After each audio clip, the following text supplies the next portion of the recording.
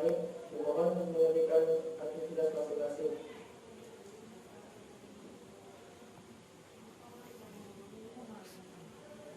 أعوذ بالله من الشيطان الرجيم بسم الله الرحمن الرحيم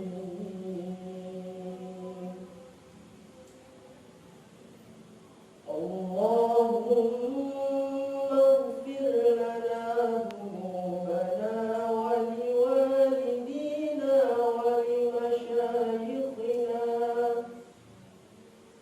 ولمشايخنا ولمن علمنا وارحمهم وأكرمهم برضوانك العظيم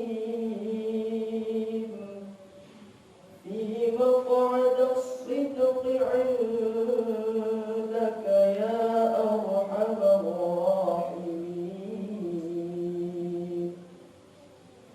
رب اشرح لي صدري ويسر لي أمري واحلل عقدة من لساني يفقه قولي رضيت بالله ربا وبالإسلام دينا وبمحمد نبيا ورسولا ربي زدني علما وارزقني فهما واجعلني من الصالحين. Ya Allah, ampunilah dosa-dosa orang tua kami, guru-guru kami, dan orang yang telah mengajar kami. Sayangilah mereka, muliakan.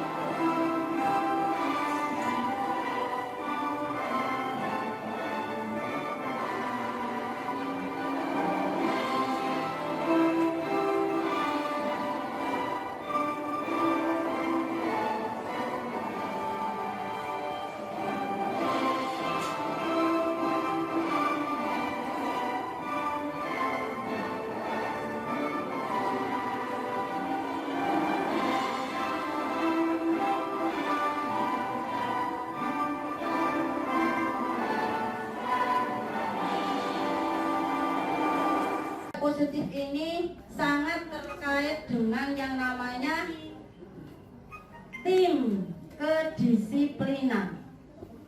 Kayak kemarin Pak Pandu, saya harus bicara dengan Pak Pandu selaku koordinator ketertiban di sekolah, tim tatib. Tapi masalah disiplin bukan tugasnya tatib, tapi tugas semua guru, tugas stakeholder, tugas semua warga sekolah. Budaya positif kalau menurut Pak Ki Hajar Dewantara di sini tuh begini. Guru tadi kan tugasnya menuntun ya. Seumpama petani nek nandur jagung, cukule jagung, nandur pari ya cukule pari. Nggak bisa kita mengharapkan nandur jagung cukul gabah. Nggih. Nah, kalau kata Pak Nana muncul peti, muncul tikus, muncul apapun, itu bisa kita analogikan adalah tindakan indisipliner anak-anak. Dan tugas petani membasmi itu semua, menghilangkan itu semua. Tugas guru adalah merubah anak-anak yang dia melakukan tindakan indisipliner menjadi anak yang berkarakter baik di situ. Melalui apa? Bukan melalui hukuman. Bukan melalui hukuman, tapi melalui pembudayaan. Jadi kemarin saya itu setelah dapat materi harus praktek. Prakteknya apa?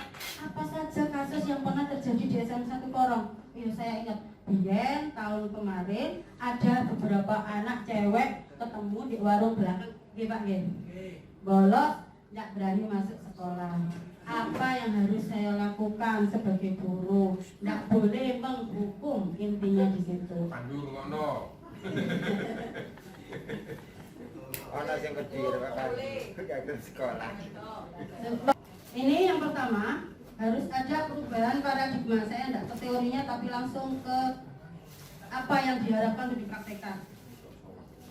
Paradigma stimulus respon untuk menjadi teori kontrol. Di sini, apakah kita itu bisa mengontrol seseorang? Contohnya, saya bisa nggak mengontrol anak-anak? Kodok teko jam 7 kurang seprapat. Kodok gawe sepatu putih harus pakai begini aturan-aturan itu.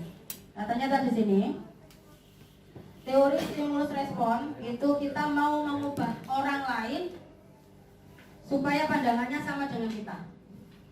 Tapi untuk teori kontrol kita berusaha memahamkan orang lain supaya pandangannya lebih luas. Itu.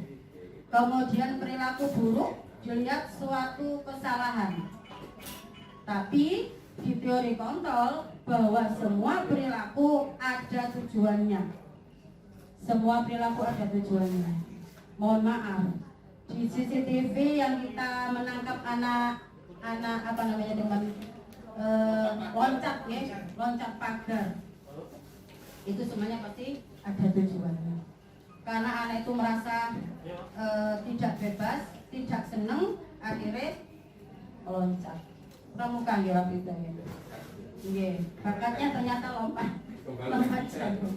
Itu harus dilatih lompat dalam. Kemudian di teori ini ada orang lain mengontrol saya. Tapi kalau di teori kontrol hanya saya yang bisa mengontrol diri saya sendiri.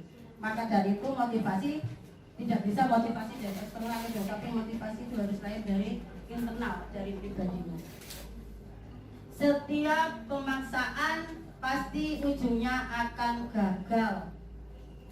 Setiap pemaksaan akan gagal. Kenapa? Kok arek sing nakal yo pancet yo. Iku wae pancet. Berarti metode kita untuk nonton anak itu bisa dianggap gagal. Kenapa? Jokom. Alah, saurungane ya Pak aku dihukum. Ngoten nggih Pak.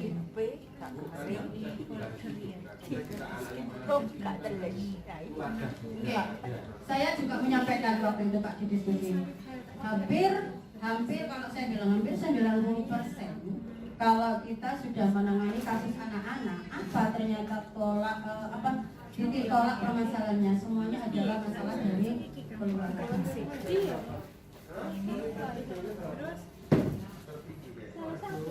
Kalau masalah dari sekolah itu paling banyak karena aku nggak senang begini, akhirnya nggak masuk kan itu. Terus, aku gara-gara PR, bunga cinta biasanya aku gak kabeh dicetoti misalnya kayak gitu. Itu bang aku loro kabeh, disisan gak masuk. Nah itu yang masalah dari sekolah. Dan nggak pernah memikir. Dan itu tidak banyak. Baik, nah ini tadi motivasi perilaku manusia itu yang berhasil adalah motivasi internal supaya anak itu menuju kedisiplinannya sendiri. Ada juga motivasi eksternal. Apa motivasi eksternal yang misalnya gini, kok tak kayak hadiah mau duit, mau uang, mau apa, itu juga motivasi eksternal. Tapi saat hadiah tidak ada, anak itu akan kembali lagi seperti semula. Jadi yang penting itu adalah motivasi dari anak itu sendiri. Dan tugas kita sebagai bapak ibu guru itulah yang mewujudkan, melahirkan anak itu menjadi mempunyai motivasi untuk disiplin dari dirinya sendiri. Jadi di sini materi saya yang tadi saya sampaikan yaitu budaya positif. Budaya positif itu lahir yang pertama memang di situ ada peraturan kelas. Apa peraturan kelas? Yang nanti jadinya peraturan sekolah. Datang peraturan kelas. Kalau di awal pembelajaran kita kenalan mungkin sebagai wali kelas atau sebagai guru pasti ada yang namanya kesepakatan bersama. Kesepakatan bersama harus dua pihak, tidak boleh guru sendiri yang memutuskan. Misal, nopo kesepakatan Ibu Aisyah. Kalau kayak itu pembelajaran bahasa Jawa.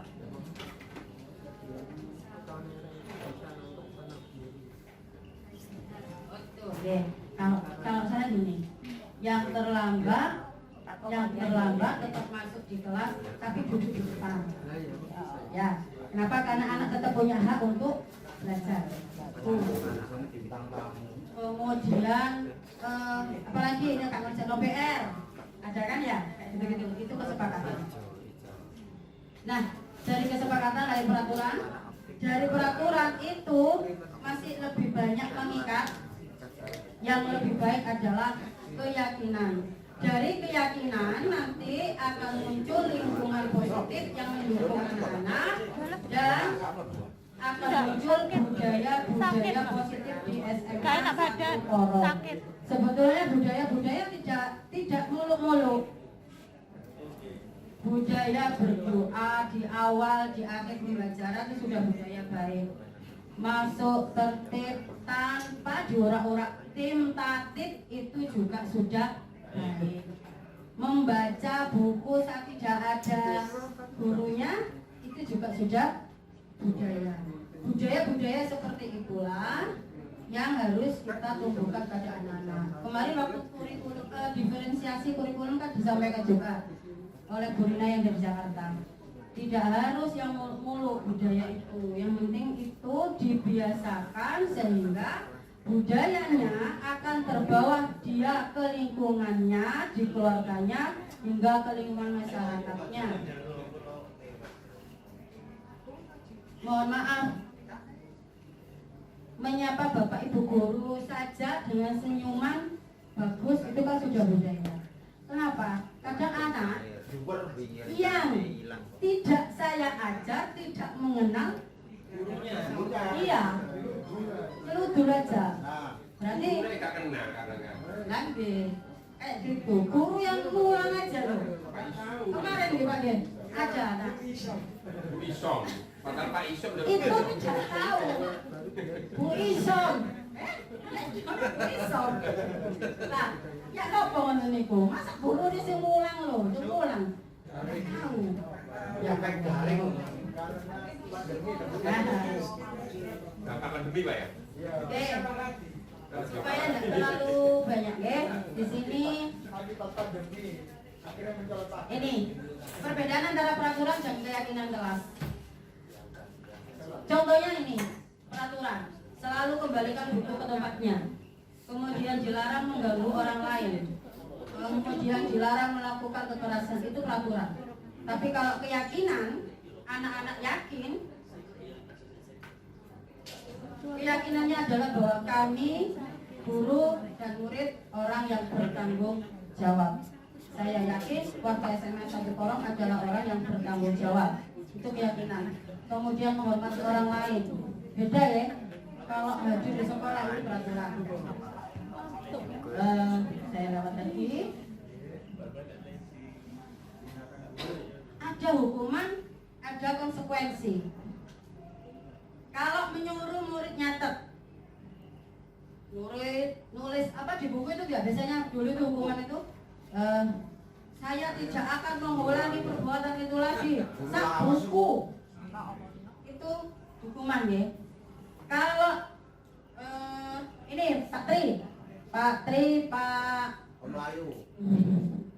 Pak Sugeng sama Pak Yofi menyuruh murid lari mengelilingi lapangan basket sebanyak 2 kali karena terlambat ikut pemanasan saat jam pelajaran PJOK.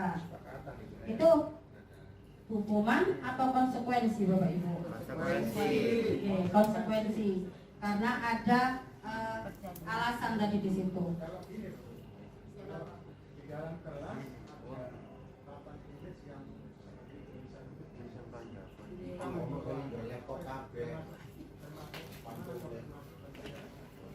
Konsekuensi Bapak. Kalau bendara telah membayar itu Konsekuensinya apa? Kalau tadi tidak bersih kita tidak bisa belajar. Kewajiban. Nggih. kurang 2 bulan kok. Nggih. Desember kurang. Kok tak dadekno start siswaan lho.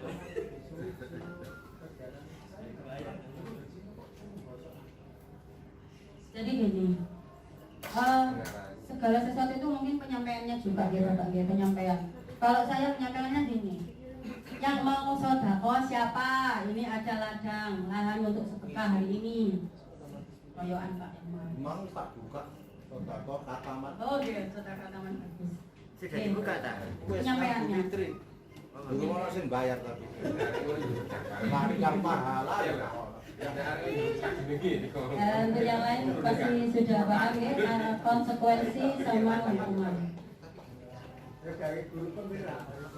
Ya. Perbedaan hukuman dan konsekuensi itu apa? Kalau hukuman itu ada sesuatu yang nanti menyakitkan, kemudian jadi ini nanti kita untuk refleksi diri ya, refleksi. Loh, terus aku ini selama ini ya apa? Kemudian membuat anak sakit Pak, sakit fisik atau hati itu tidak akan hilang. Ini terus. Ada saya aja, misal. Kemudian ada anak tidur. Sekarang ini saya minta pendapat Bapak Ibu. Anak tidur mau, saya panggil, terus saya suruh mengerjakan di depan. Itu saya menghukum atau tidak? Oke. Itu menghukum. Kenapa? Kita harus tahu alasannya. Bisa jadi saya ngajarnya karena saya cerita, tok masuk. Kosen metode belajarnya tidak ada berubah. Nyatot tok sampai nek bengi tanganku kiu. Keriting. Iya kan? Keriting Tugasnya kakean. Atau bisa jadi juga mungkin tadi di rumah dia belum sarapan, sakit perut atau dan sebagainya. Gitu. Nah, hukuman itu akan membuat anak semakin benci dengan kedisiplinan. Dan juga bisa juga anak paginya kerja. Oke. Jadi kalau ada anak-anak yang masuk di ruang sana itu tidak perlu sulit, oh ternyata bilang baca. Sakitnya tuh di sini.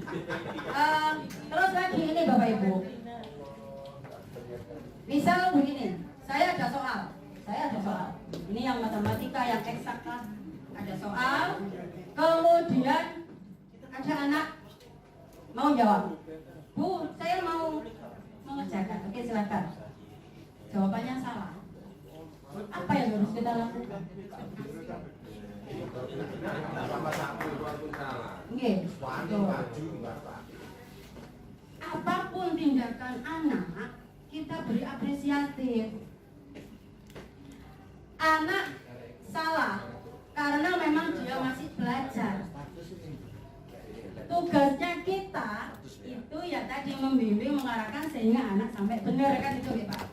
Nah, yang pertama, yang kedua, anak ngacung untuk berani mengungkapkan pendapatnya, itu kan pendapat ya yang berupa tulisan-tulisan, itu sudah positif, sudah nilai lebih. Apabila kemudian ternyata anak salah dan kita hukum, maka kita akan langsung mematikan 5.000 saraf yang ada di saraf otaknya anak itu. Dok. Makanya kita mohon maaf, tadi sebelumnya di lini masa saya itu ada yang namanya teori berpikir lambat. Jadi ini Pak Eko yang tahu betul. Teori berpikir lambat itu tidak salah.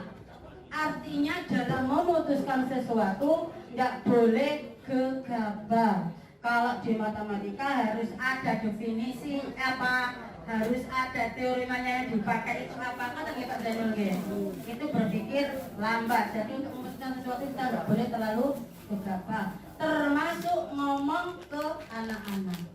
Karena kadang kita nggak sadar, anak tipe audio yang direkam itu bukan wajah kita, mimik kita, tapi suara kita.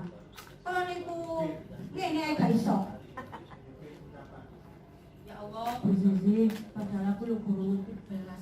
Ini kok bisa nyanyi. Lah nek aku gak ngerti bisa nyanyi, terus ya tambah kawani takon. Lah nek gak berani tanya ya tambah kapan pintere kan wonten. Gagal sudah hanya karena satu kata yang salah, keceplosan tadi. Makanya guru harus betul-betul bisa jaga emosi. Nih di omah misalnya memang sarapannya gak cocok bapak-bapak, ngimpun ngamuk nang lari-lari. Atau misalnya ibu-ibu, ya kemarin aku minta berikan lipstik yang seharga gini gak ditukar. Ternyata satu sekolah emosinya disampaikan ke anak-anak. Karena kita itu aktor ya di depannya anak. Selamat. Baik. Oke. Tadi kan setiap tingkah laku kita itu ada tujuannya. Saya ke sana ke sini bawa tripod, kamera dan sebagainya itu ada tujuannya. Saya untuk memenuhi tugas saya di pendidikan guru penggerak ini. Terus kalau anak-anak apa kebutuhannya? Di sini ada 5 kebutuhan dan ini harus kita pahami betul. Tim ketertiban, Pak Pandu, Pak Pandu. Kebutuhannya anak-anak manusia kita juga itu ada 5. Ada belonging itu kasih sayang, ada fun kesenangan, ada survival itu bertahan hidup ya. Kemudian power itu dia untuk kekuasaannya, kemudian ada kebebasan. Contoh kasusnya seperti ini di bawah. Setiap anak punya alasan untuk bertindak. Anak yang loncat pagar itu karena dia tidak senang. Ini kan? Pasti karena tidak senang. Anak yang meninggalkan pelajaran saya, ternyata paginya saya telusuri ke guru lain ada, berarti dia tidak bebas belajar matematika, tidak senang dengan metode pembelajaran saya. Kayak begini, ini kebutuhan. Aku sebel, gambarku tidak rapi, tapi bu guru malah menunjukkan ke teman-temanku di depan kelas. Ini anak kecil, Pak. Mungkin anak besar juga ada ya kalau masih menggambar, anak SMA. Tapi kalau misalnya saya, jawabannya si A salah, malah tak udal-udal yang ngarepe koncone. Saya marahinnya di depan kelas. Tidak boleh. Memalukan orang di depan orang lain itu tidak akan hilang. Akan tepati di sini jadi artinya. Oke, Pak, nggih memorinya. Yang menghapus memori butuh kehadiran Pak Eko di sini. Habis itu rapi. Enggak kepentingan dalam kalau misalkan anak itu gambar ada kesalahannya. Kan kita wajib memberikan. Tapi tidak harus di depan kelas. Kan bisa jadi gitu. Ini di buku yang pernah saya baca, bukunya Slavin tentang psikologi pendidikan. Ada kasus ini, seorang bu guru senior itu ngajar. Ada satu anak umek. Nah, apa yang harus dikerjakan bu guru? Ternyata bu guru tadi tidak rame-rame. Mungkin kalau kita pas emosi, pas menstruasi misalnya, Pak Jo, apa itu? Perhatikan sini, dekat dalam metu. Salah kan gitu? Nggak boleh kan? Kita datangnya tanpa mengganggu anak yang lain belajar, sehingga waktu pembelajaran tidak terpotong, tapi anak yang tadi berbuat salah tetap mendapatkan perhatian kita. Masih ada alasannya anak itu. Ya tadi, yang pertama bisa dari fisiknya, bisa juga dari memang dia tidak tertarik dengan pembelajaran kita. Guru ya harus refleksi. Kono arek iki harus saya kasih pembelajaran yang bagaimana. Anak estetika. Anak kinetis disuruh duduk diam. Mohon maaf, kayak Patrick ini mendengarkan saya, beliau tidak akan bisa. Terus kalau saya Pak Tri misalnya saya tegur, Pak, ampun nonton kok, tidak bisa. Ayat mana? Tidak bisa. Biar kamu dia bermain-main begini. Itu memang tipe anaknya seperti itu. Oke. Nah, kalau tadi ada 5 kebutuhan anak yang harus kita pahami dan harus kita penuhi di sekolah, kebebasan, kemudian ada kesenangan dalam artian mungkin kita sudah memberikan kesenangan. Kayak kelas meet kemarin itu kita sudah memberikan kesenangan ke anak-anak, kebutuhannya. Jadi nanti dua turnamen itu juga kasihan anak-anak. Mereka juga butuh berekspresi, bereksplorasi, kemudian menunjukkan eksistensi dirinya. Mohon maaf Bapak, ini pernah saya ada kasus begini. Anak sekolah, rambutnya potongannya tidak terlalu itu ya, tapi sama guru apa? Guru tatip, saya anggap guru tatip aja. Pandu ya. Nah, mau dicukur. Kepala sekolah saya waktu itu bapak-bapak. Terus bukannya melarang ke ibu guru itu supaya tidak jatuh harga dirinya beliau di depannya anak-anak. Diskusi sama saya, dulu saja. Anak-anak itu usia dia, ya sekitar 16, 17, 18 Pak. Nek secara psikologi mereka sedang masanya apa? Mereka berkembang, menaik lawan jenisnya, kan gitu Pak G. Secara kalau kita belajar ilmunya BP, saat itu hormonnya begini. Itu saya diskusi, selalu diskusi. Nek kono Bu, nek arek sing mang kate dicukur itu rambutnya bagaimana? Kalau di kota Pak, nyuwun sewu, waktu itu saya masih di SMP. Kalau di kota Pak, model seperti itu sebetulnya masih bisa diterima, masih bisa ditolerir. Jadi Boleh itu. Jadi gini, kalau bapak-bapak nih Pak, bapak-bapak, Bu, anak seperti itu modelnya sebetulnya dia kan kepingin menunjukkan iki lo aku, mungkin dia berai Bu, kayak berai ya, makanya anak perempuan, tapi anak-anak sekarang memang over ya. Saya masuk kelas itu ininya kemarin yang anak IPS 4 itu 12 IPS 4, jangan terlalu kamu akan usiamu kayak anak 8 tahun Bu, di atas teman-temanmu. Nanti kalau ada anak saya kesini menurut kamu tante ya saya bukan aja, enggak saya marahi bukan. Kok nek pengen dipanggil tante ya opo, tante sapa enggak. Kok nek kate dilamar wong lanang. Tante kaya ane sik wis umure sakmono. Nah, ada 5 kebutuhan anak-anak dan di sini ada 5 posisi kontrol posisi kita sebagai guru. Ternyata di sini ada beberapa. Ada penghukum. Nanti kita refleksi diri aja sendiri. Saya biasanya seperti apa? Ada pembuat merasa bersalah. Ada teman, ada pemantau, dan ada manajer. Diharapkan kita itu berposisi kontrol di manajer. Harapannya. Penghukum itu seperti apa? Di sini dijelaskan betul. Penghukum itu yang seperti apa? Boleh gertak. Tentatif ini ya, tentatif.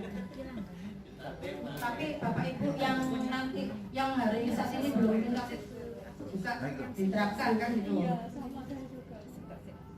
Buding. Wonderful. Oh maaf, kalau saya ditutingi orang, saya merasa langsung seperti bagaimana harga diri saya langsung jatuh. Anak juga pasti seperti itu. Kemudian menyakiti, nyindir. Ternyata nyindir itu juga hukum, ya. Saya nggak mungkiri, kadang timbangannya aku ngelak kayak mantan tak sindir. Itu saya punya. Dan itu sebetulnya salah.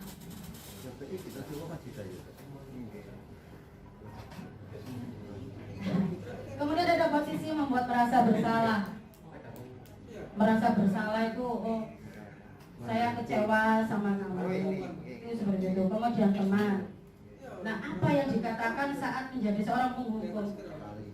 Nek kamu melakukannya, kalau nih bijimu, misalnya seperti itu. Sama saya tidak, ya, saya juga. Tapi ini ya tujuannya kita tuh refleksi bersama-sama. paling tidak posisi kita itu kalau misalnya menghukum ya janganlah jadi 90%, mungkin 5% aja kayak itu ya. Kemudian membuat merasa bersalah. Nek membuat merasa bersalah di sini kalimatnya yang biasanya dipakai ini yang tim tadi Bu Mevi, Bu Merta, Pak Pandu, Pak Sholat subuh nih. Pak Najikun, Pak Sefudi. Ini kalimatnya sudah ada contohnya.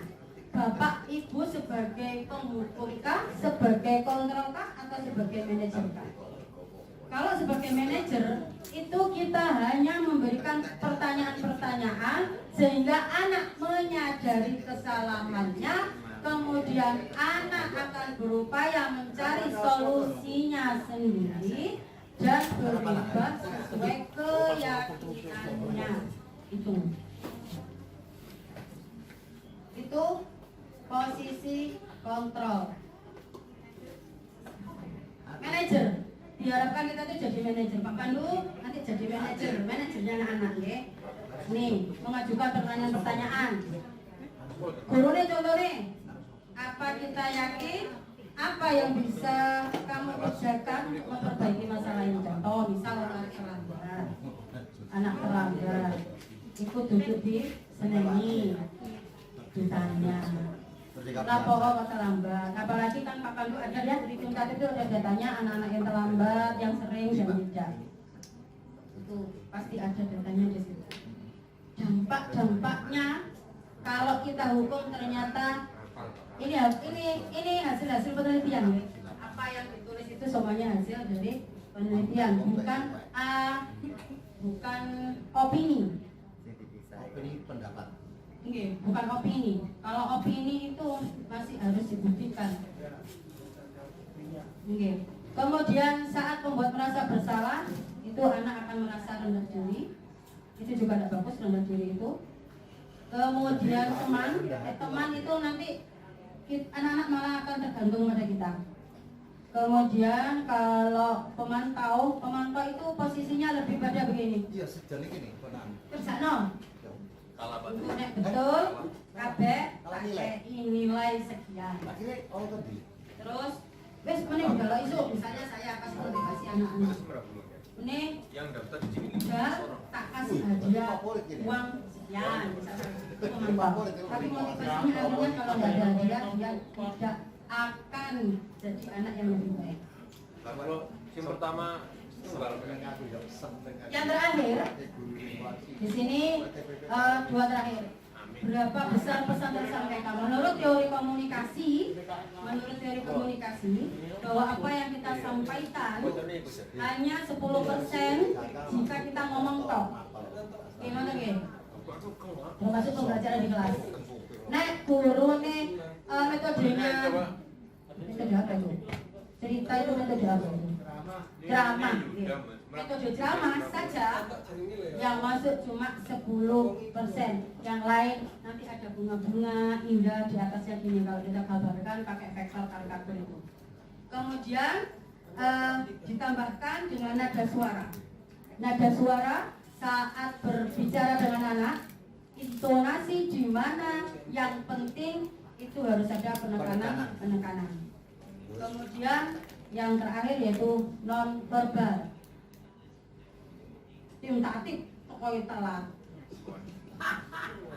Yo apa kan itu.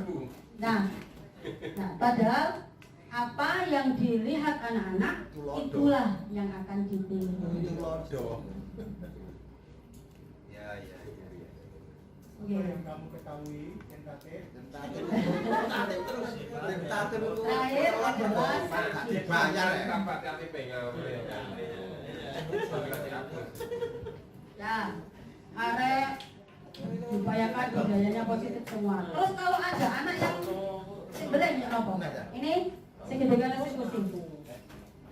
Segitiga restitusi itu di sini gambarnya adalah si Purga sama Sisi.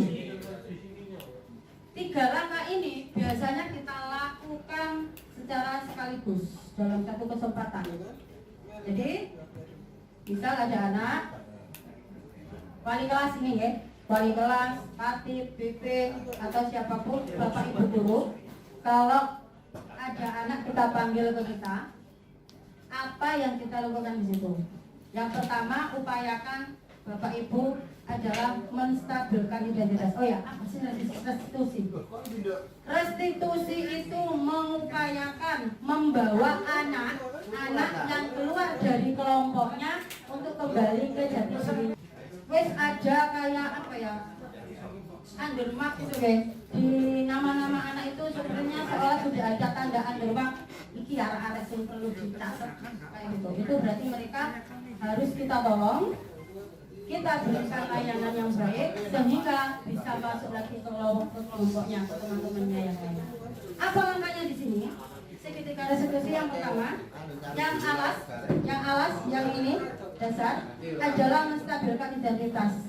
Kita sebagai manajer kontrol, guru sebagai posisi manajer adalah bisa menggunakan kalimat ini. Kamu lapo kayak kamu, kamu kok. Semua orang itu pasti pernah melakukan kesalahan. Tapi nanti harus kita kasih kalimat-kalimat di belakangnya. Atau terus ini, Pak Bobo, kamu loh bukan satu-satunya anak yang melakukan kesalahan itu. Itu sudah efeknya besar karena itu. Oh ya wis. Soalnya kadang anak-anak itu berdiras. Mereka tanya ke temannya yang lain. Bu Sisi orang-orang apa enggak? Bu Sisi dolai aku apa enggak? Jadi mereka itu sebenarnya sudah merasa apa ya? Sudah ada beban sendiri di hatinya melakukan hal-hal yang demikian itu. Itu langkah kita itu yang membuat anak-anak jadi sadar diri itu bagaimana. Kemudian setelah menstabilkan identitas dalam artian ini anak tadi supaya tidak jadi anak yang rendah diri. Oke. Anak yang rendah diri itu bahaya nanti kepedeannya hilang. Dia akan mau begini begitu itu jadi takut. Kemudian validasi tindakan yang salah. Langkah yang sebelah kiri. Apa validasi itu? Kita mencari alasan kenapa anak tersebut melakukan tindakan yang salah. Kenapa? Karena tadi semua apapun yang kita lakukan pasti ada tujuannya. Termasuk kalau gitu anak-anak yang enggak garap-garap tugas itu gimana? Itu perlu kita telusuri juga. Kemudian setelah kita cari permasalahannya apa, digali, tanyakan lagi kepada anak tersebut. Terus kamu gimana caramu supaya masalah kamu bisa diselesaikan dengan baik? Kemudian budaya positif, semoga kita bisa melaksanakan budaya positif tersebut paling tidak minimal di kelas.